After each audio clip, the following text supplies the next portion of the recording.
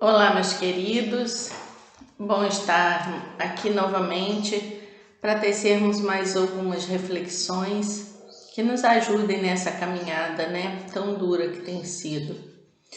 Bom, optei hoje por falarmos um pouco, utilizando o maravilhoso Sermão da Montanha, né, nas suas terceira e quarta bem-aventuranças. E aí, para iniciar, apesar de ser um texto, né, que já conhecemos bastante, mas vamos recordar essas duas, né, esses dois momentos. O terceiro fala: bem-aventurados os mansos, porque possuirão a terra. E o quarto: bem-aventurados os que têm fome e sede de justiça, porque serão saciados. E a gente sabe que esse Sermão da Montanha, ele tem uma significação muito importante para as civilizações futuras. É como se, de alguma forma, o Cristo já estivesse nos apresentando o tipo humano que estaria e que estará presente nessa nova terra, nesse nosso novo mundo de regeneração, né? Bom, e aí, inicialmente, a gente tem que se lembrar o seguinte, é que estamos fazendo uma tentativa de ressignificar o Evangelho, né? Trazendo para quê? Para o nosso tempo. Porque, se por um lado nós compreendemos que esse sermão ele foi proferido num tempo específico, que foi o tempo de Jesus, de alguma forma ele também traz significado, porque se é uma coisa que a gente aprendeu, é que o Evangelho é sempre atual, né? Ele tem essa grandeza de ser sempre atual.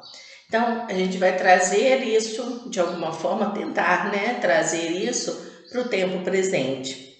Porque naquele tempo, essa sua fala, né, o Sermão do Monte já foi revolucionário, né? Revolucionário, óbvio, no bom sentido da palavra, e não a que a gente usa comumente.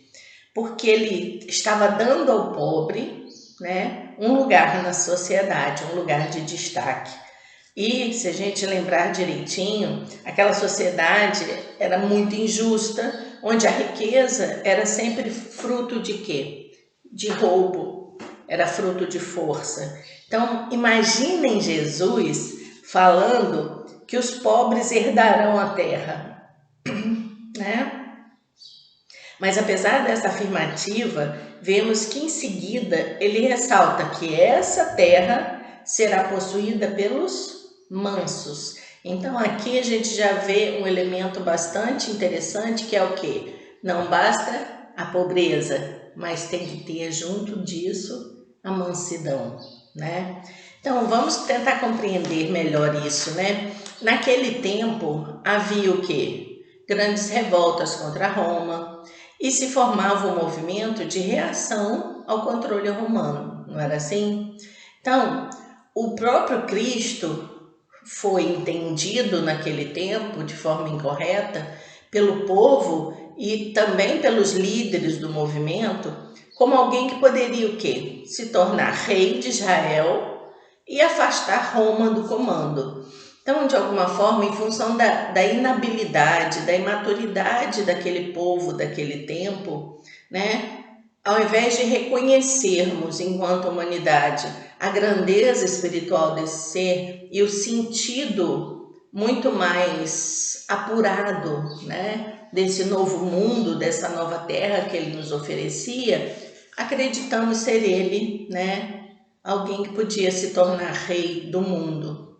Então, todo o tempo, a gente percebe uma incompreensão absurda, né, disso. Cristo afirma, durante todas as suas preleções, quando ele se comunicava com o povo, ele afirmava, meu reino não é desse mundo. E que ele tinha vindo para quê? Para completar as escrituras, mas ao mesmo tempo para quê? Para instaurar o evangelho do amor. E não mais a lógica mosaica do olho por olho, né? Como a gente já tem conversado aqui em alguns momentos. E se pensarmos direitinho, afirmar que a mansidão era o caminho de conquista da terra, ele apresenta o que para muitos foi e ainda é um contrassenso. Primeiramente, por quê? Porque se entendeu possuir a terra no sentido humano de propriedade, né? Então, possuir aquele reino, possuir aquele povo, né? Coisa que até hoje aqueles povos, né, lá da região aguardam por um Messias que viria para salvá-los do jugo, né? Então, em segundo lugar, porque seria muito difícil para o homem daquele tempo entender reação a um sistema de governo perverso sem que houvesse, de alguma forma, grande derramamento de sangue. Porque se pensarmos direitinho, até hoje a gente acredita que a força pode nos levar, né, a grandes saltos. E no fundo, se a violência, se a força, se as revoluções no sentido armado fossem realmente eficazes, com certeza já teríamos um mundo muito melhor, né? Mas o que a gente vê? Que isso não aconteceu. Então, de alguma forma, o que o Sermão do Monte sugere é uma revolução, sim. O Cristo foi um revolucionário, sim, mas um revolucionário do espírito. A revolução é interna. Essa revolução tem que acontecer dentro de nós, no sentido de retomarmos racionalmente também, mas principalmente espiritualmente, os nossos objetivos. Que terra é essa que queremos, né? Então, nós podemos lembrar daquela situação, né, em que estava Jesus e Barrabás, que era o líder do movimento, né, que estava diante de Cristo. Eles se encontram num templo e Barrabás, ainda achando que ele poderia ser o Salvador de Roma, vai conversar com ele. E Cristo olha nos olhos dele e diz: ama seus inimigos. Isso trouxe uma estupefação para Barrabás. E aí foi nesse momento em que esses revolucionários desistiram de Jesus, porque ele não seria líder, e sim passou a ser identificado como um louco que tinha pensamentos de um homem fraco e até covarde, né? Porque amar a seu inimigo, dar a outra face, são coisas inadmissíveis para um tipo humano que realmente só valoriza as coisas do mundo e que valoriza a violência como esse caminho. Se isto nos deixa perplexos, ou seja, se em alguns momentos nós também pensamos, mas que tristeza, eles não ouviram a Cristo, perderam a oportunidade de evoluir, vamos pensar com sinceridade. Quem de nós ainda hoje, apesar dos avanços que temos tido como humanidade, no sentido da evolução do espírito, pode dizer que a mansidão é parte da nossa vida? Que a gente fica apavorado, né, com a violência daqueles tempos. Mas será que aprendemos nesses séculos a sermos mansos? Somos mansos, sim, na vida diária com aqueles que amamos? Somos, né? A gente aprendeu a amar as pessoas que nos cercam, né, os nossos familiares. Conseguimos, em certa medida, essa mansidão. Mas conseguimos amar os nossos inimigos? Somos mansos na vida diária, compreendendo a todos juntos? Bom, vamos pensar o que significa ser manso, né? O que é mansidão? Quando o ser é manso, ele tem uma qualidade, um valor da mansidão. É brandura de índole e de gênio. Então, é uma brandura que vem de dentro para fora e que se expressa no que a gente chama de um gênio, de uma pessoa calma, né? E aí, isso também vai se expressar nos seus gestos, na forma de falar. Existem sinônimos de mansidão, né, que a gente poderia associar a essa reflexão, que são amenidade, brandura, doçura, mansuetude, quietude, serenidade, enfim. Junto à mansidão, vêm múltiplos outros valores que são fundamentais para essa experiência de um ser que busca ser manso ou que vive já a mansidão. É uma qualidade que deve ser desenvolvida por nós e que não se dá de forma externa, é índole, ou seja, é uma serenidade que tem que ser interior, com um detalhe muito importante: não se perde na hora da dor. Quem é manso verdadeiramente não diz, perdi a calma porque, e aí se justifica. Aquele que é manso em qualquer situação da vida. Não se perde quando estamos diante de outras pessoas que de alguma forma nos agride. Essa mansuetude falada pelo Cristo é aquela que se mantém em todos os momentos da nossa vida.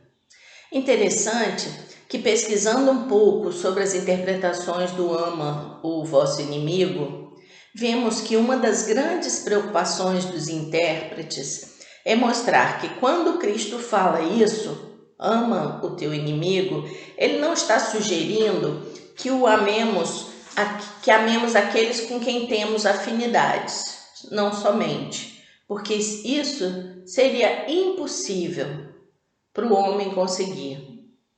No entanto, poderíamos ousar dizer que essa diferença que nos é apresentada somente existe porque ainda somos seres muito atrasados, muito rebeldes, que apesar de toda evolução já conquistada, ainda não estaríamos prontos para amar de verdade os diferentes. Ainda chamamos de inimigos os nossos irmãos, que são talvez menos evoluídos que nós em alguns aspectos, que ainda alguns matam, roubam, são agressivos. Então, tendemos a dizer assim, bom, eu não tenho raiva, não desejo nada, mas também não quero perto de mim, né? Não consigo amar de verdade. Bom, e aí a gente tem que pensar o quê? Até que ponto somos tão melhores que eles do tempo de Jesus? Se apesar de não roubar, de não matar, ainda cultivamos ódios, ressentimentos no nosso coração por alguns irmãos. Ainda temos inimigos. Temos muitas vezes ataques de fúrias quando contrariados, quando as coisas não acontecem do jeito que a gente esperava, né? Somos, na verdade, pobres seres, vivendo da experiência da vida corpórea exatamente como precisamos que ela seja. Para quê, gente? Por que nós estamos aqui? Por que a gente está buscando, de alguma forma, buscando não, na verdade a gente está vivendo essa experiência para quê? E aí, dentro dessa lógica do Sermão do Monte, penso que estamos vivendo aqui para aprendermos que não existe inimigo. O próprio fato de pensarmos na existência do inimigo já nos mostra o tamanho do nosso senso do divino, o tamanho da nossa compreensão do que significa verdadeiramente amor incondicional. Nós ainda não compreendemos isso. E às vezes precisamos ver que o inimigo, de verdade, está dentro de nós. Quando cultivamos sentimentos ruins, quando justificamos, e isso é muito sério, esses sentimentos ruins, porque o outro me provocou essas reações. Por isso, o Cristo tão sabiamente nos convida com esse sermão e com essa bem-aventurança nos convida à mansidão. Porque a ausência dessa mansidão provoca o quê? Desespero. A ausência da mansidão provoca conflitos e provoca até guerras até hoje em nosso mundo. Porque para herdar a terra, no sentido por ele colocado, ou seja, herdar a terra no sentido espiritual, é fazer dessa mesma terra um lugar de convivência pacífica, de amor ao próximo, de experiência de verdadeiros filhos de Deus. Então, seguindo essa linha de raciocínio, podemos então trazer a quarta bem-aventurança, que com certeza, como tudo no Evangelho, traz uma sintonia entre todas as suas proposições. Bem-aventurados que têm fome e sede de justiça, porque serão saciados. Então, como podemos pensar essas palavras naquele tempo de Jesus? Se o que aquele povo queria era ser livre do jugo de Roma, ou seja, eles estavam querendo muito o quê? Eles tinham sede, eles tinham fome do que eles acreditavam ser justiça. De que forma serem considerados bem-aventurados se não podiam partir para a luta e aí como ter a justiça e mansidão? Se eles não podiam, atacar Roma e tirá-la do seu território. Como saciar essa sede de justiça sem fazê-la pelas próprias mãos, sem julgar o certo e o errado? Mais uma vez, estamos falando não da justiça humana, mas da justiça divina. Justiça que na verdade representa harmonia, de ausência de luta feroz, de atitudes de não julgamento, porque quem julga será julgado pela vida. A saciedade prometida tem a ver com a paz. A saciedade que o Cristo trouxe naquele momento tinha completamente a ver com a paz, com a convivência equilibrada e com o que hoje buscamos tanto, com justiça social, alcançada por homens que se respeitam e se amam. Essa foi a grande revolução iniciada pelo Cristo. Trazer um evangelho que pudesse ultrapassar a lógica e a razão daquele tempo e produzir o primeiro degrauzinho, o primeiro degrau para uma humanidade que ainda era realmente muito irracional, muito passional e animalizada, vivendo de instintos inferiores e de ódios extremos, raças, tribos, credos. O que essa bem-aventurança nos aponta é que a mansidão não nos faz ineptos, ou seja, não sugere que nós sejamos acomodados, deixamos as coisas, do jeito que está sendo, não, mas sim uma atitude de crescimento permanente, é a aptidão para uma busca espiritual permanente. Então, no fundo, ele sugere que nós nos movimentemos. Então, se eu quero paz, eu vou buscar a paz e construí-la no meu meio, Quero me sentir feliz? Vejamos, a princípio, qual é o tipo de felicidade que eu estou almejando e vou buscá-la, Atitudes desesperadas, depressões, doenças diversas, sensação de abandono são expressões claras de ausência de mansidão, de ausência de reflexões conscientes que interpretam o Evangelho da forma correta e colocam para si metas. Quem vive em desespero, quem vive inquieto, não está modificando-se a si mesmo no sentido de buscar essa paz interior. Porque quais seriam as metas a serem buscadas para sermos esses seres mansos para herdar a terra? Buscar primeiro o equilíbrio, E segundo, a meta de redirecionar a nossa meta de vida para uma existência que se dirige realmente para a evolução. Como é que a gente podia fazer isso?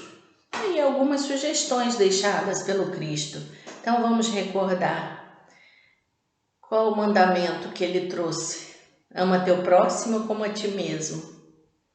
Bom, do amar a teu próximo já falamos no outro momento. Aqui eu queria destacar o amar como a gente ama a gente mesmo, ou como a ti mesmo, né? Então, primeiro, devemos descobrir se nos amamos, pois se isso não for verdade, não vamos conseguir ampliar esse amor aos outros. Atitudes do tipo, eu não consigo, eu não tenho forças para enfrentar o meu problema, não gosto disso em mim, estou triste porque alguém me magoou. Essas atitudes que nos fragilizam espiritualmente não nos levam a lugar algum. Não vai trazer em nós a tranquilidade, a quietude que o nosso espírito necessita para então tornar-se manso. Cristo aí reforça dar a outra face, né? Se bater-lhe uma face, dele a outra. Difícil? Sim, muito difícil. Mas ela vai se tornando possível gradativamente na medida em que colocarmos Deus como nossa meta maior, deixando aí sim o orgulho de lado, né? A nossa prepotência, o de achar que sempre é o outro que está errado, e desenvolver verdadeiramente dentro de nós essa capacidade de perdoar. Na verdade, os grandes mestres, eles nem precisam perdoar, porque eles compreendem. Então não se sentem ofendidos, apenas compreendem que o outro, naquele momento, não está em seu melhor momento. Não se sentir ofendido e orar por todos é o verdadeiro caminho, né? Ensinado pelo Evangelho. Não existem injustiças, é isso que a gente precisa aprender, né? Não existem injustiças em nossa experiência humana. Como a gente vem conversando, e muitos, né, têm falado sobre isso em reflexões, né, similares, que não tem injustiça na lei de Deus. A lei de Deus é perfeita. Então, tudo que, vamos pensar, né, nesse momento nos acontece, sempre nos aconteceu, são reflexos das nossas ações pretéritas, da vibração e da energia que nós, né, adensamos em nosso mundo. Então, tudo está adequadamente organizado para quê? Para nos dar aquilo que nós precisamos. Nós que com essa nossa inaptidão, com a nossa pouca evolução, é que criamos para nós mesmos esses caminhos árduos, essas dificuldades, né, que enfrentamos. A nossa vida fica muito difícil quando nos desesperamos diante das atribulações da vida. E o desespero se apresenta com um estado de angústia e impaciência. E no fundo ela expressa desesperança com irritação. Olha só como é que junta dois sentimentos muito deletérios, muito negativos. Então, quando você está desesperado, você não está só sem esperança, mas você está irritado porque a vida não está te trazendo aquilo que você quer. Isso nos faz mal, não só evolutivamente, no sentido espiritual, mas nos faz mal ao corpo, né? A irritação, a raiva, a desesperança destrói a nossa harmonia orgânica e aí acabamos adoecendo.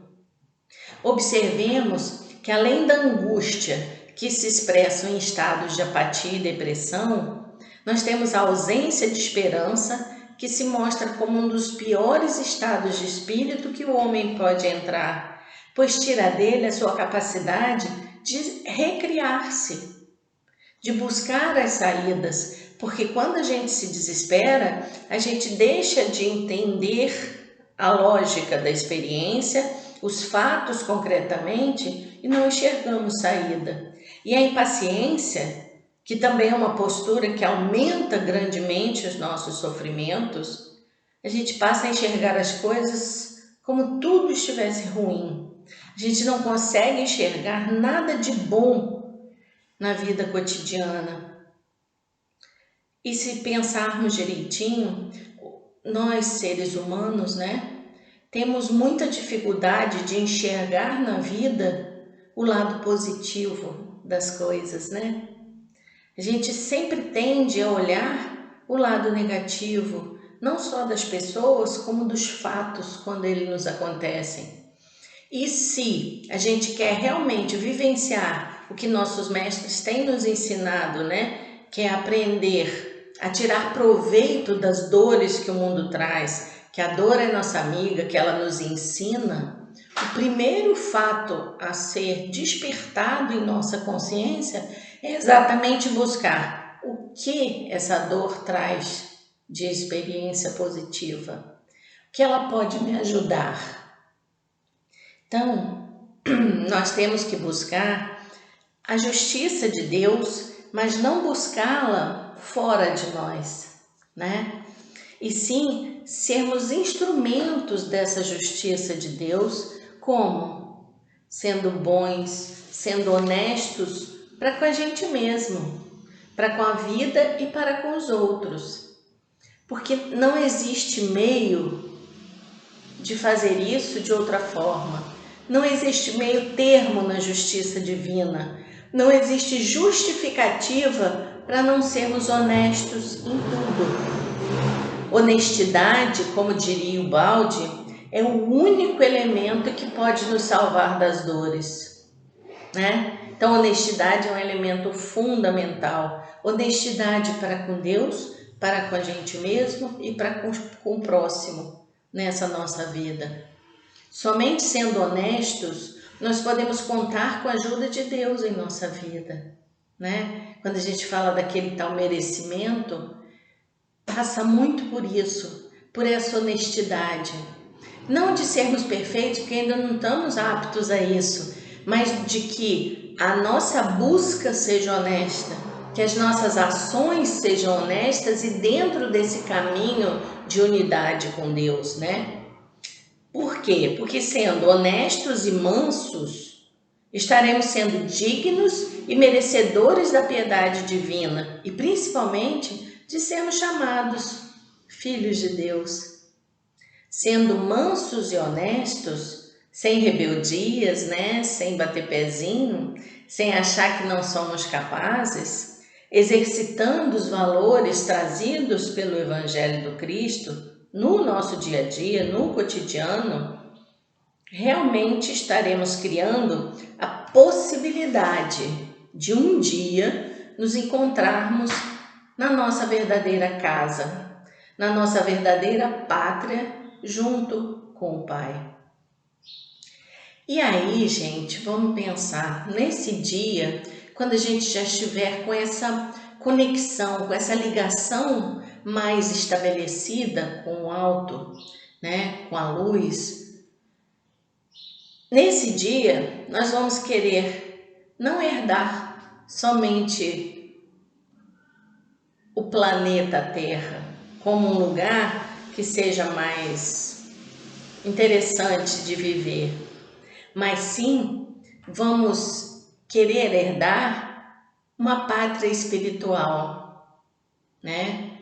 Uma terra onde todos os filhos estejam ligados harmonicamente com o Pai. Que a gente vai retomar essa ligação, né? Não mais ter uma terra onde possamos satisfazer as nossas necessidades pueris, mas herdar um ambiente onde o amor, a fraternidade possam ser exercitados no dia a dia, exercitado e contribuindo para que, num movimento permanente, possamos galgar novas terras e novos mundos, onde realmente o amor seja a base de tudo.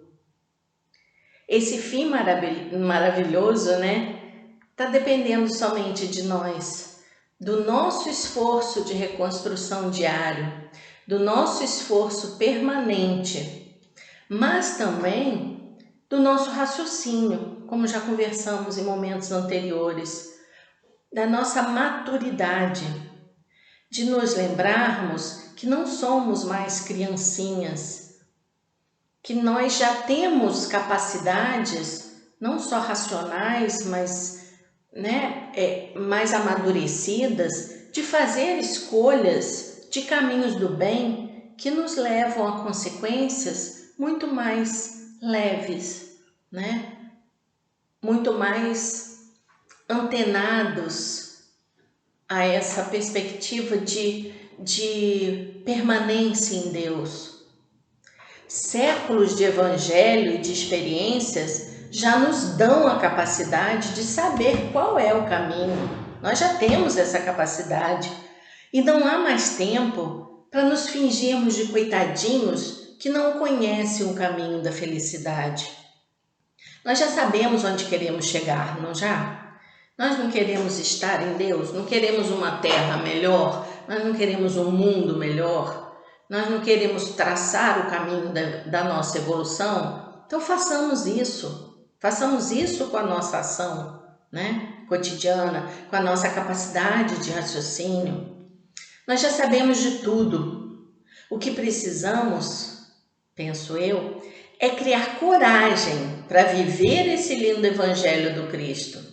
Assumir essa missão, Senão, nós vamos ser aqueles sepulcros caiados que o Cristo dizia, Ou seja, aquele que lê as Escrituras, até as decora, mas continua vivendo a partir dos seus próprios egoísmos e das suas próprias vontades.